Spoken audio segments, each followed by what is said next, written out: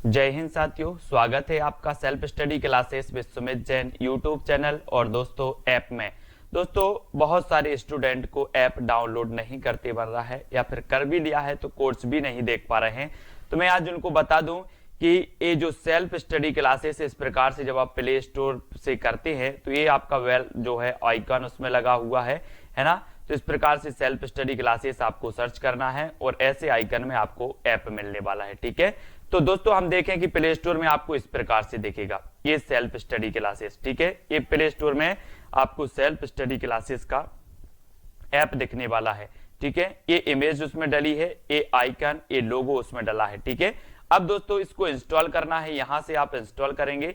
ठीक है, अब इंस्टॉल करेंगे तो वहां पर आपको नंबर मांगेगा, जीमेल नंबर मांगेगा, तो आपको ओटीपी आएगा, तो आप रजिस्टर करके आगे बढ़ेंगे। पहले पर्यायवाची शब्द भी हमने पढ़े। ठीक है दोस्तों, हमने उपसर्ग प्रत्यय भी पढ़ लिए, उपसर्ग प्रत्यय भी हमने पढ़ लिए हैं। ठीक है, आज हम पढ़ेंगे रस के बारे में। ठीक है, तो सभी लोग वीडियो को लाइक कर देना, वीडियो को शेयर करना, और रोज 3 बजे अपन को क्या पढ़ना है, रस हिंदी पढ़ना है ना। और दोस्तों जो भी साथी ज्वाइन मेंबर बनना चाहता है चैनल का, वो ज्वाइन मेंबर बन करके दोस्तों ज्वाइन व्हाट्सएप ग्रुप में आप पीडीएफ और स्टडी मटेरियल यहां पर प्राप्त कर सकते हैं। ठीक है, तो ज्वाइन मेंबर जरूर बने और स्टार्ट करेंगे आज का ये वीडियो। सभी लोग फटाफट से वीडियो को सबसे पहले तो लाइक कर देंगे और वीडियो को शेयर भी करना है। ठीक है, आज आपको बताना दोस्तों भरत मुनि के अनुसार रसों की संख्या कितनी है। रसों की संख्या बतानी है, कितनी मानी जाती है, 4, 8, 6 या फिर 9। दोस्तों आपने पढ़ा होगा कि भरत मुनि का एक ग्रंथ था, कौन सा, नाट्य शास्त्र। कौन सा ग्रंथ था, नाट्य शास्त्र इनका ग्रंथ था। और इन्होंने इस ग्रंथ में जो रसों की संख्या बताई थी वो क्या बताई थी, तब आपको चयन करना है। और यहां पर आपने बिल्कुल सही आंसर बता दिया कि सर जो रसों की संख्या बताई थी वो भरत मुनि ने बताई थी, कई की 8 बताई थी। कितनी बताई थी, 8 बताई थी भरत मुनि ने।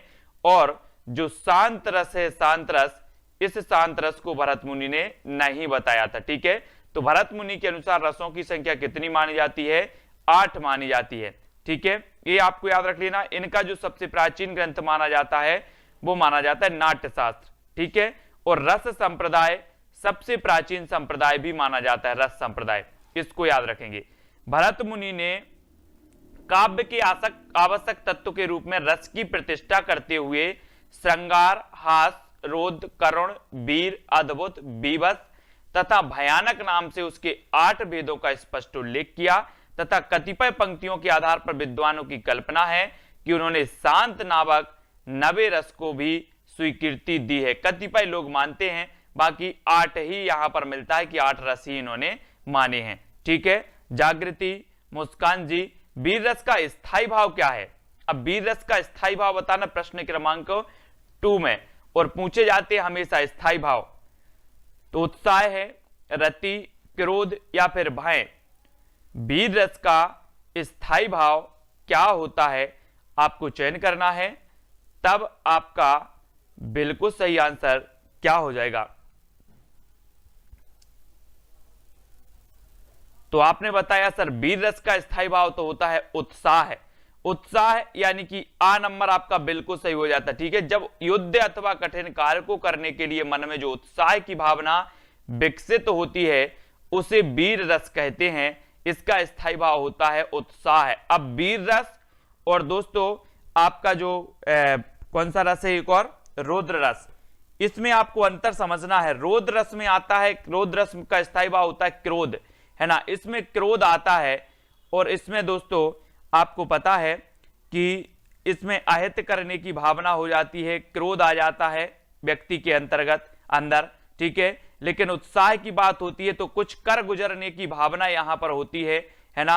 और ये वीर रस का स्थायी भाव भी माना गया क्या, उत्साह है। ठीक है, कठिन कार्य को करने के लिए जो उत्साह होता है व्यक्ति के अंतर्गत वो होता है। फिर अगला क्वेश्चन आपके सामने है कि इनमें से कौन सा काव्य गुण नहीं है। काव्य गुण कौन सा नहीं माना जाता, प्रश्न क्रमांक 3, माधुर, ओज, प्रसाद या फिर तेज। आपने पढ़े हैं काव्य के गुण, 3 गुण पढ़े होंगे आपने काव्य के, है ना, माधुर, प्रसाद, ओज और तेज।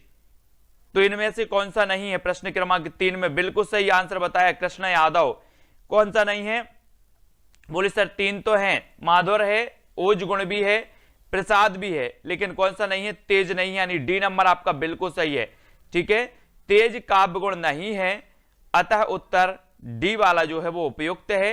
इनमें से हमें बताना है दोस्तों, क्या रस युग में जो महाकाव्य के प्रधान रस माने जाते हैं वो कौन से माने जाते हैं? कौन सा रस युग्म है जो महाकाव्य के प्रधान रस माने जाते हैं, महाकाव्य के माने जाते, वो बताना है मधुराज जी, अंकुर व्यास जी। प्रश्न क्रमांक अपना 4 है और 4 में चयन करना है आपको।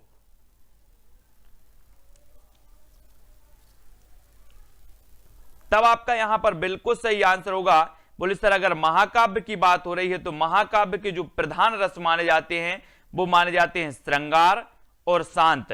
बिल्कुल सही बताया भावेश जी, श्रृंगार और शांत महाकाव्य के प्रधान रस माने जाते हैं, यानी आपका उत्तर हो जाएगा श्रृंगार और शांत। सुनीता जी वेरी गुड, ये नंबर आपका बिल्कुल सही है।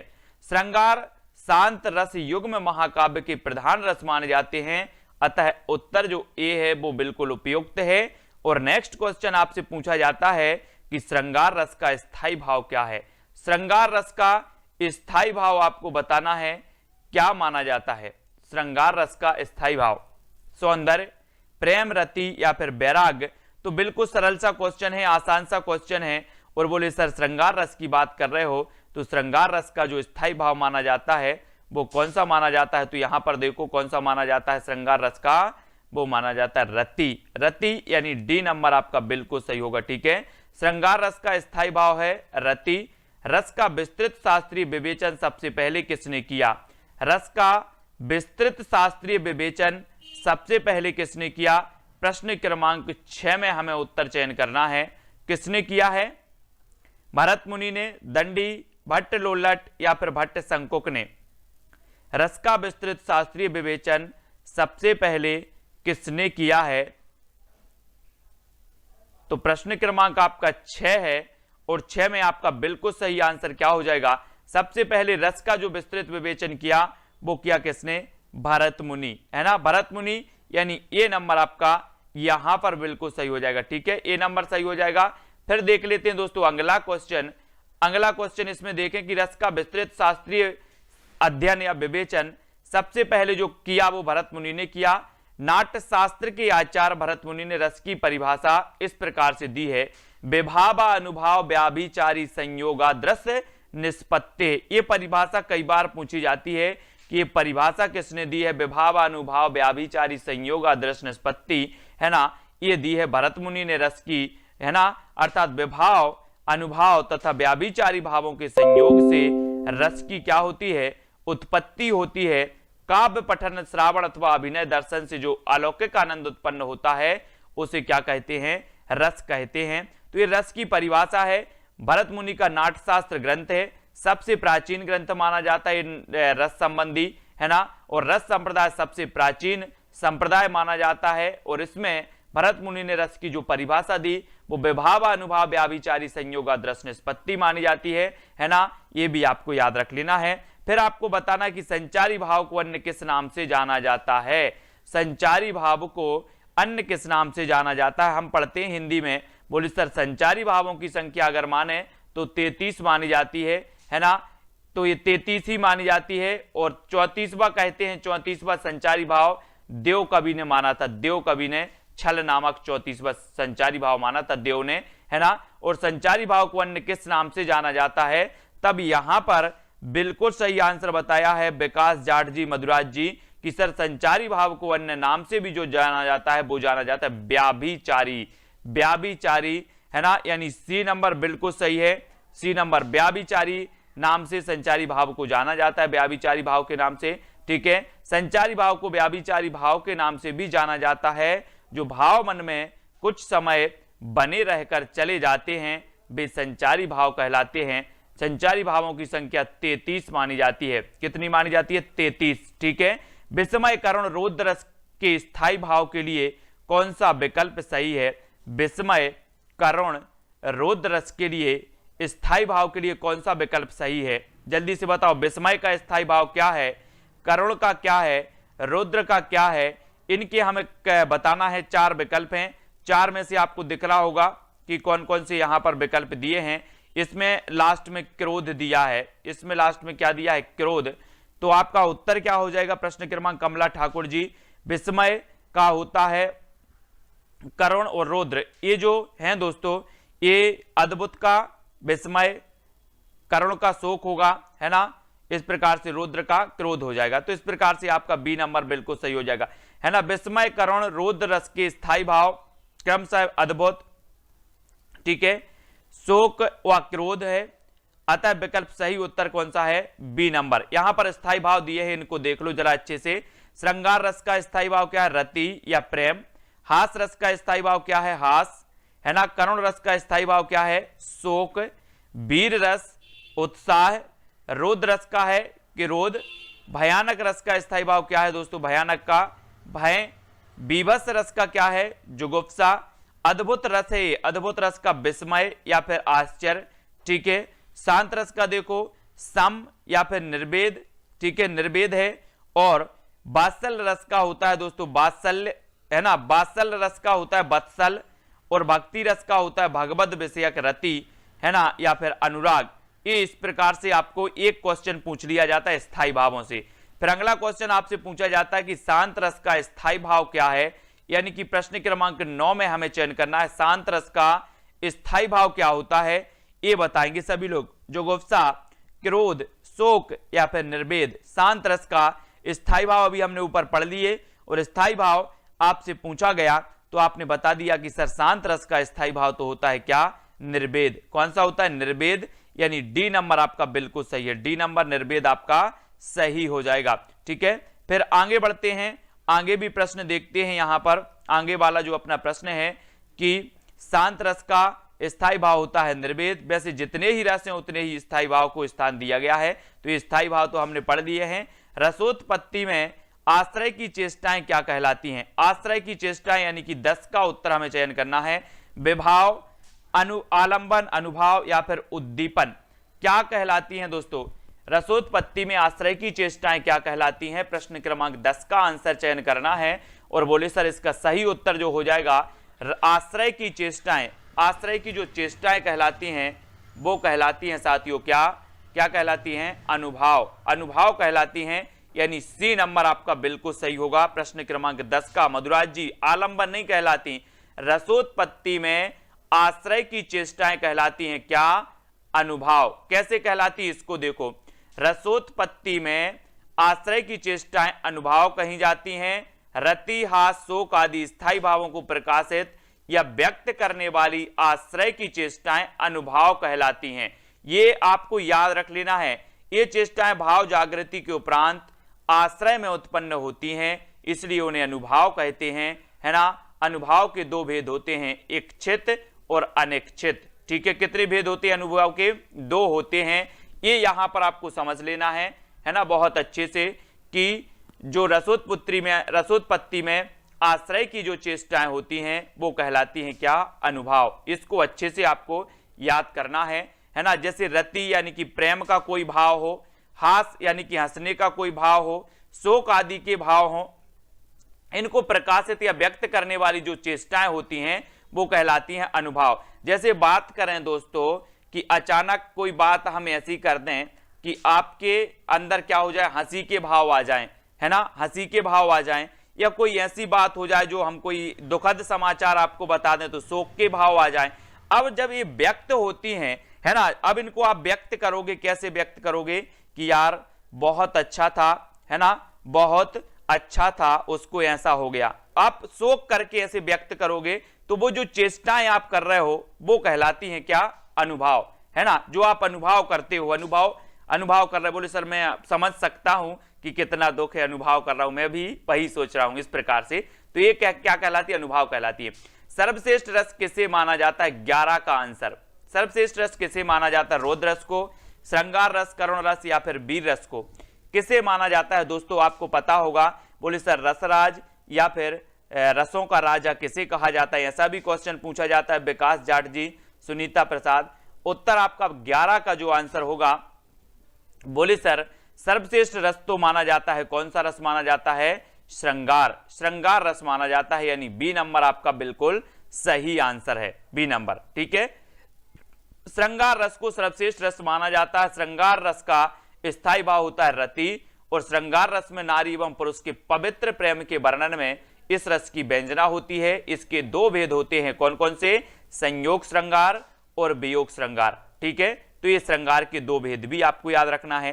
फिर आपसे पूछा जाता है, किलक अरे मैं नेह निहारूं, इन दांतों पर मोती बारूं, इन पंक्तियों में कौन सा रस है?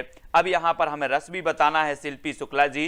किलक अरे मैं नेह निहारूं, इन दांतों पर मोती बारूं, इन पंक्तियों में कौन सा रस हो जाएगा? वीर, वात्सल, शांत या फिर हास रस, कौन सा रस होगा इनका?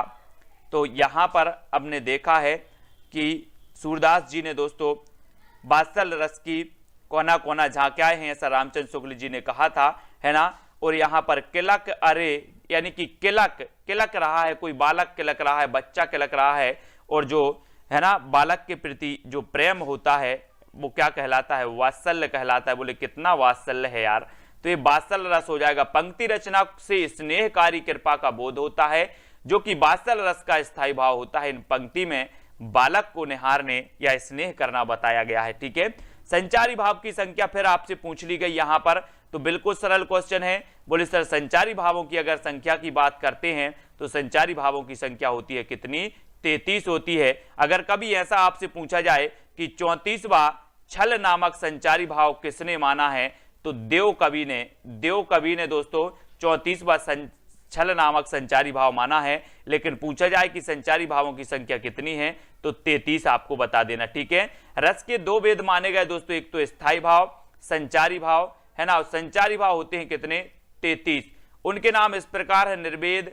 ये 33 संचारी भाव, देखो कभी कभी संचारी भाव भी पूछे जाते हैं, निम्न में से बताइए कौन सा संचारी भाव नहीं है? तो निर्वेद संचारी भाव है, गिलानी संचारी भाव है, मद, है ना, मोह, विषाद, शंका, चापल्य, गर्व, जड़ता, स्मृति, मृत्यु, व्याधि, उन्माद, है ना। स्वप्न भी संचारी भाव है, श्रम, भास, विबोध, निद्रा, आवेग, दैन्य, है ना, अवहिल्थ, वितर्क, वीणा, आलस्य, धैर्य, मति, उत्सुकता, असूया, चिंता, अपस्मार, अमर्ष, उग्रता तथा हर्ष, है ना। तो इस प्रकार से पूछे जाते हैं दोस्तों कि निम्न में से बताइए कौन सा संचारी भाव नहीं है या संचारी भाव है। तो ये संचारी भाव आपको याद रख लेना है, इनकी संख्या होती है 33। ये संचारी भाव सभी लोग याद रखेंगे। यहां से जब क्वेश्चन बनता है तो कम ही लोग होते हैं, यानी कि 10% लोग होते हैं जिनसे ये क्वेश्चन बनेगा, क्योंकि ये संचारी भाव बहुत सारे हैं और कोई इतने याद नहीं करता, है ना। और क्वेश्चन बनेगा तो निश्चित ही सिर्फ आपसे ही बनेगा जो जिसने पढ़ा है। ठीक है, यहां पर हम देखते हैं कि रस सिद्धांत के आदि प्रवर्तक कौन माने जाते हैं? 14 का उत्तर, 14 का उत्तर बताना है। 3 बजे एक क्लास होती है रोज टिप टॉप यूट्यूब चैनल पर। रस सिद्धांत के आदि प्रवर्तक कौन है? भरत मुनि, विश्वनाथ, भानुदत्त या फिर भामह। तो रस सिद्धांत के आदि प्रवर्तक हमें बताना है और हमने पढ़ा भी है। बोले सर रस संप्रदाय सबसे पुराना संप्रदाय माना जाता है रस संप्रदाय, है ना। और रस सिद्धांत के जो आदि प्रवर्तक हैं वो भरत मुनि हैं। और दोस्तों रस का शाब्दिक अर्थ होता है आनंद। रस का शाब्दिक अर्थ क्या होता है? आनंद, अर्थात काव्य को पढ़ने या सुनने से जिस आनंद की अनुभूति होती है उसे रस कहते हैं, है ना। सर्वप्रथम आचार्य भरत मुनि ने अपने ग्रंथ नाट्यशास्त्र में रस का विवेचन किया और उन्हें संप्रदाय का प्रवर्तक माना जाता है। तब आपको याद रख लेना है कि रस संप्रदाय के प्रवर्तक भरत मुनि माने जाते हैं और इन्होंने अपने ग्रंथ नाट्यशास्त्र में 8 रसों की व्याख्या की है, 8 रसों को बताया है और शांत रस को इन्होंने शामिल नहीं किया है, ये भी आपको याद रखना है। ठीक है, अब यहां पर आपको बताना कि बीभत्स रस का स्थायी भाव क्या है। बीभत्स का स्थायी भाव निर्वेद, विस्मय, क्रोध या फिर जुगुप्सा। बीभत्स रस का स्थायी भाव चयन करना है, तब आपका बिल्कुल सही आंसर क्या होगा? स्थायी भाव तो मैंने पढ़े भी हैं, है ना। और उत्तर जो आपका हो जाएगा वो हो जाएगा क्या? डी नंबर, यानी जुगुप्सा। जुगुप्सा डी नंबर आपका बिल्कुल सही होगा। बीभत्स रस का स्थायी भाव होता है जुगुप्सा। ठीक है, तो ये डी नंबर आपका बिल्कुल सही हो जाएगा। सेल्फ स्टडी क्लासेस पर नहीं होती क्लासें, है ना, इस पर 3 बजे एक क्लास होती है, हिंदी की रोज होती है इस पर, है ना, टिप टॉप यूट्यूब चैनल पर, है ना। तो काव्य को पढ़ने या सुनने से जिस आनंद की अनुभूति होती है उसे रस कहते हैं। बीभत्स रस में मांस, रुधिर, धार, पीत आदि, है ना, घृणोत्पादक वस्तुओं का वर्णन होता है। बीभत्स रस का स्थायी भाव क्या है? घृणा। क्या है? घृणा। तो ये आपको याद रख लेना है। नेक्स्ट है, काव्य शास्त्र के अनुसार रसों की संख्या कितनी मानी जाती है? काव्य शास्त्र के अनुसार रसों की संख्या 8, 9, 10 या फिर 7। तब आपको बताना है दोस्तों, काव्य शास्त्र के अनुसार रसों की संख्या 16 का उत्तर बता रहे हैं बी कमला जी, बिल्कुल सही है। काव्य शास्त्र के अनुसार रसों की संख्या 9 मानी जाती है। रस का शाब्दिक अर्थ क्या होता है? आनंद। ठीक है। स्थायी भाव, इसके 9 स्थायी भाव होंगे, है ना, इन्हीं के आधार पर रस के 9 प्रकार हैं और ये प्रकार इस प्रकार से हैं, आपको पता भी है। ठीक है। किस रस को रसराज कहा जाता है? रसराज कहा जाता है, सर्वश्रेष्ठ रस कहा जाता है। तो किसे कहा जाता है दोस्तों? प्रश्न क्रमांक 17 बताना है और 17 में आपसे कई बार पूछा गया कि किस रस को रसराज कहा जाता है और आपने उत्तर भी सही बताया कि प्रश्न क्रमांक 17 में दोस्तों जो श्रृंगार रस है, श्रृंगार यानी ए नंबर है, वो बिल्कुल सही है मधुराज जी। श्रृंगार रस को रसराज या रसपति कहा जाता है। प्रेम पूर्ण वर्णन श्रृंगार रस के अंतर्गत आता है और इसका स्थायी भाव क्या होता है? रति या फिर प्रेम होता है। ठीक है। अब अगला क्वेश्चन आपसे पूछा गया कि प्रिय वस्तु के नाश व अनिष्ट की प्राप्ति से चित्त में जो विफलता आती है उसे कौन सा रस कहते हैं? बहुत बढ़िया प्रश्न है दोस्तों। अगर आपकी कोई प्रिय वस्तु है, उसका नाश हो जाए या फिर अनिष्ट की प्राप्ति हो जाए कुछ, तो उससे क्या होता है? चित्त में जो आपकी विकलता आती है एक, उसे कौन सा रस मानते हैं? वो रस कौन सा हो जाएगा? आप उसको बार बार मिस कर रहे होते हैं, है ना, तो वो कौन सा रस है? कोई प्रिय वस्तु है आपकी, कोई ऐसी चीज है, तो यहां पर आपका बिल्कुल सही आंसर होगा करुण रस। करुण रस यानी कि बी नंबर, क्योंकि आपके अंदर जो भाव है वो काय का भाव है? शोक का भाव है, शोक का, है ना। और दोस्तों यहां पर करुण रस और वियोग रस में थोड़ा सा आपको अंतर समझना है कि वियोग जब होता है, तो वियोग जब होता है, किसी चीज का वियोग हो रहा है आपका, तो आपको क्या होगा? वो चीज मिलने की आशंका रहती है कि वो चीज हमें मिलेगी जरूर, है ना, वो वियोग है। लेकिन करुण रस में क्या होता है कि कोई चीज अगर आपकी नष्ट हो गई, है ना, तो यहां पर वो चीज फिर मिलने की आशंका नहीं होती और आपके अंदर एक भाव होता है शोक का भाव, है ना, शोक का भाव होता है, तब करुण रस की उत्पत्ति होती है, निष्पत्ति होती है। और ये वियोग और करुण में आपको अंतर समझ लेना है। ठीक है, कि वियोग क्या है और करुण क्या है ना। करुण रस में शोक का वर्णन होता है, प्रिय वस्तु के नाश व अनिष्ट की प्राप्ति से चित्त में विफलता आती है, उसे करुण रस कहते हैं। करुण रस का स्थायी भाव होता है शोक, इसको भी आपको याद रख लेना है। ठीक है। अब यहां पर देखना है, बोलेंगे सर कि वियोग में भी लोग आंसू बहाते हैं, वियोग में भी बिलखते हैं, रोते हैं, लेकिन वियोग में जो बिलखते हैं, रोते हैं, उन्हें एक आशंका होती है कि मुझे फिर से जो जिससे वियोग हुआ है वो जरूर मिलेगा, है ना, मिलन जरूर होगा। इस प्रकार से ये शोक नहीं होगा, ये वियोग कहलाता। ठीक है। निर्जन नटी नटी पुण्य लजियाबे, छिन रिसाई छिन सैन बुलाबे। इस चौपाई में कौन सा रस है? संयोग श्रृंगार, वियोग श्रृंगार, करुण रस या फिर अद्भुत रस? कौन सा रस हो जाएगा यहां पर? निर्जन नटी नटी पुण्य लजियाबे, छिन रिसाई छिन सैन बुलाबे। और प्रश्न क्रमांक 19 में यहां पर आपका बिल्कुल सही आंसर बताना है, चयन करना है। शिल्पी जी, मधुराज, है ना, प्रतिमा जी, अंकुर जी, उत्तर आपका यहां पर बिल्कुल बोले निर्जन नटी नटी पुण्य लजियावे, छिन रसाई छिन सैन बुलावे, यानी कि आपका संयोग श्रृंगार हो जाएगा।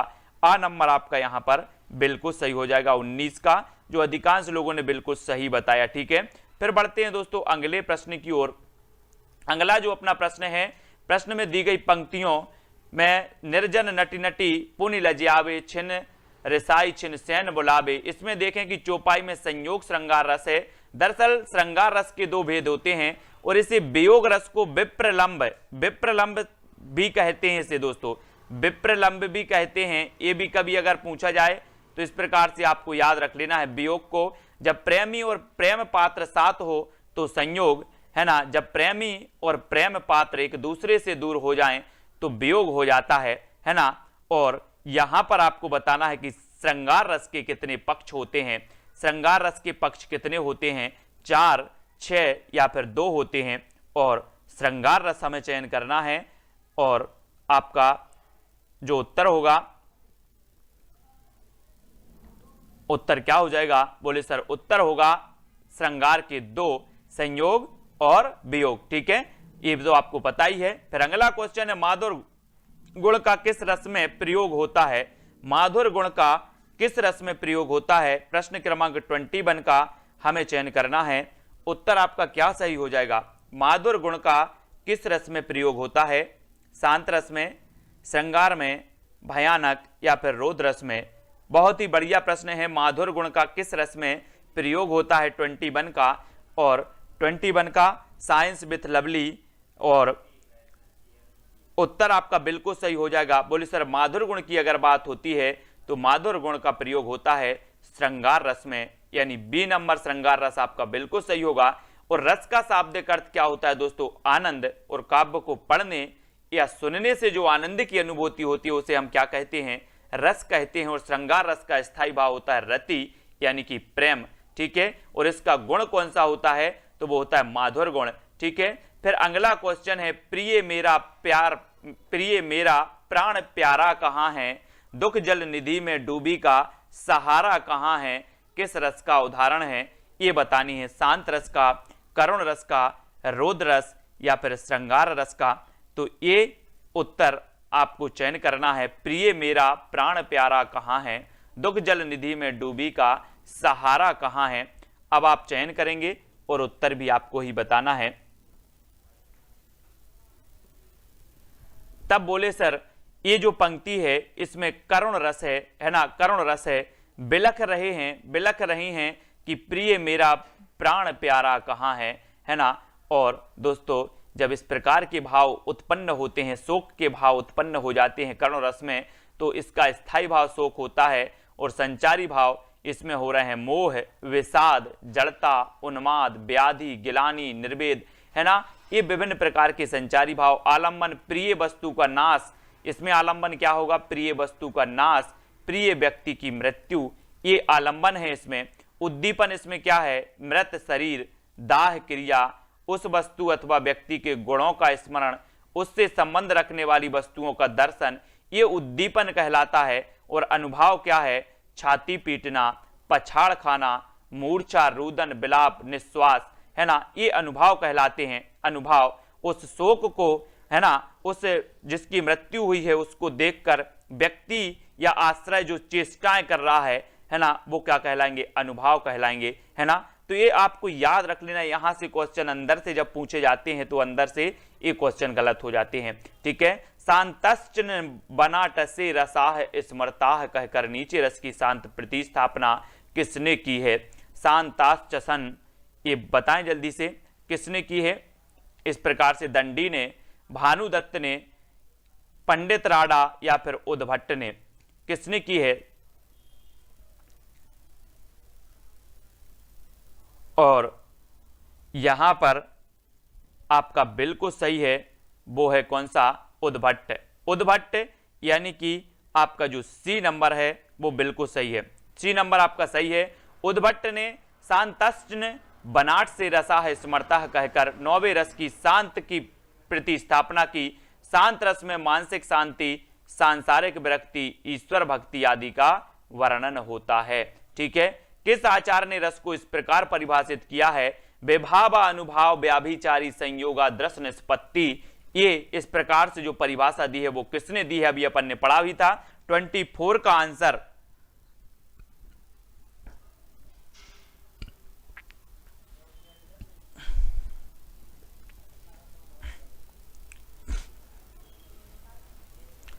तब यहां पर किसने कहा है, 24 का आंसर यहां पर बताना है दोस्तों। तो हमने पढ़ा था ना कि विभाव अनुभाव व्याभिचारी संयोगा दृश्य निष्पत्ति, ये कहा किसने, भरत मुनि ने। ठीक है, भरत मुनि, यानी बी नंबर आपका बिल्कुल सही हो जाएगा। यहां पर विभावा अनुभावचारा।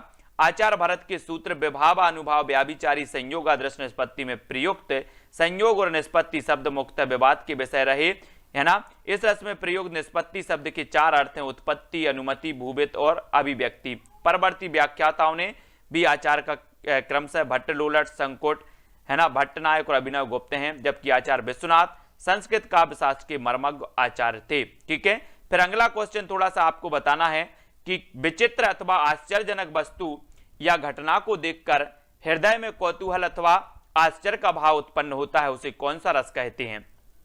किसी भी दुर्लभ वस्तु को आप देख रहे हो, है ना, और आपके हृदय में आश्चर्य का भाव उत्पन्न हो रहे हैं, तब वहां पर कौन सा रस की निष्पत्ति होगी, ये आपको बताना है। कौन सा रस होगा, तो आपने बिल्कुल सही बताया, बोले सर वो होगा अद्भुत। अपन बोलते ना, अपन कोई भी चीज देखते हैं और वो चीज देख करके आपको क्या लगती है, आश्चर्य होता है ना, तो आप बोलते हो उसे अद्भुत रस। बी नंबर सही हो जाएगा। यहां पर देखें, बात करें कि काव्य में जहां अलौकिक आश्चर्यजनक वस्तुओं या घटनाओं का समावेश हो, वहां अद्भुत रस की व्यंजना होती है।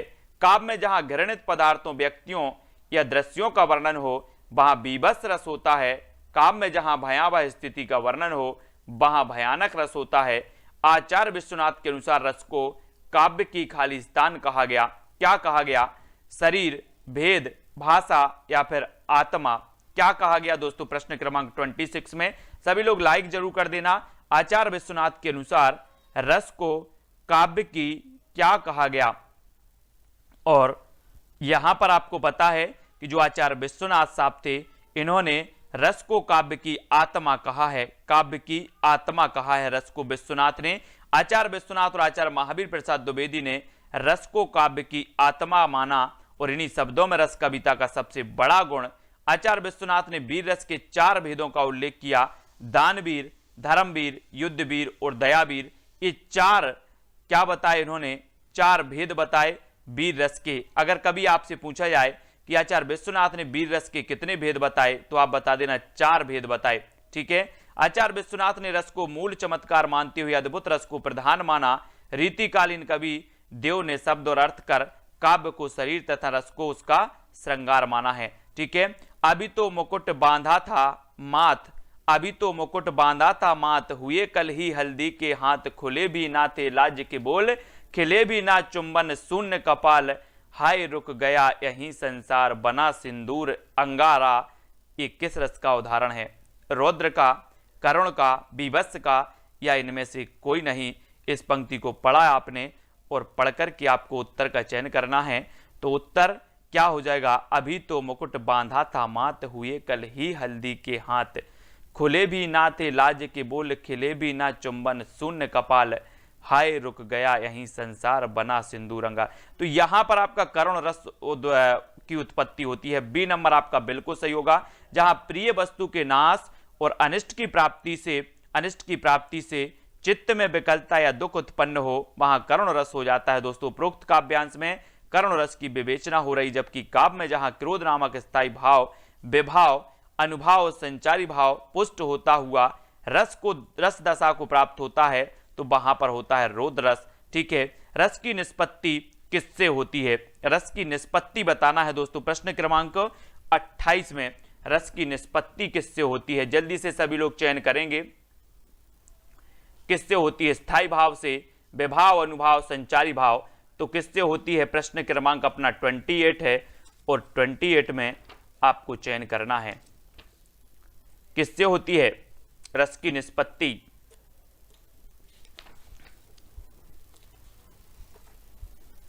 तो बोले सर डी नंबर, यानी कि उपर्युक्त सभी, है ना। विभावा, अनुभाव, व्याभिचारी, संयोगा, दृश निष्पत्ति, हमने पढ़ी ना परिभाषा आचार्य भरत की।